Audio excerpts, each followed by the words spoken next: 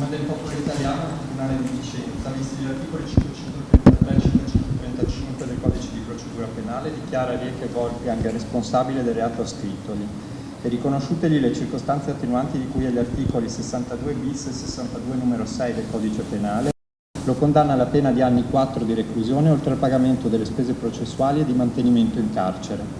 La sentenza dice colpevole. In tribunale a Vicenza il camionista Wolfgang Rieke è condannato a 4 anni di reclusione. Una storia che inizia il 30 novembre del 2022, quando il campione veneto di ciclismo Davide Rebellin viene travolto e ucciso dal tir tedesco a Montebello Vicentino.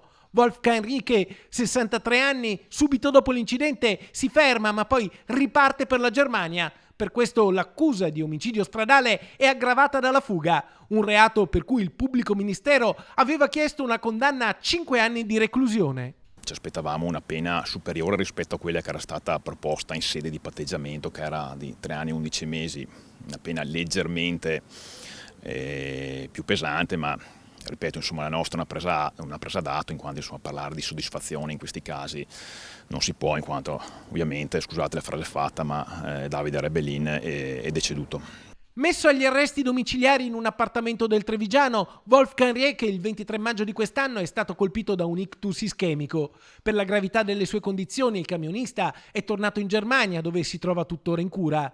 Se lui oggi era impossibilitato ad esserci, c'erano invece i familiari di Davide Rebellin, il fratello Carlo e la mamma Brigida che, chiusi in un composto silenzio, non hanno voluto rilasciare dichiarazioni. Hanno affidato le loro parole a un comunicato in cui si dicono moderatamente soddisfatti, sottolineando che però Davide non tornerà.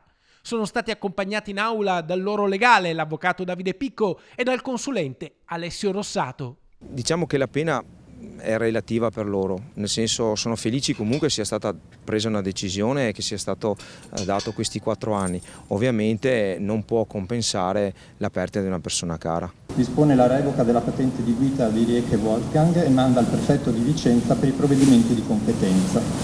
Wolfgang Rieke è stato condannato anche alla revoca della patente. I legali del camionista tedesco hanno preso atto della sentenza, ma adesso sarebbero pronti a ricorrere in appello.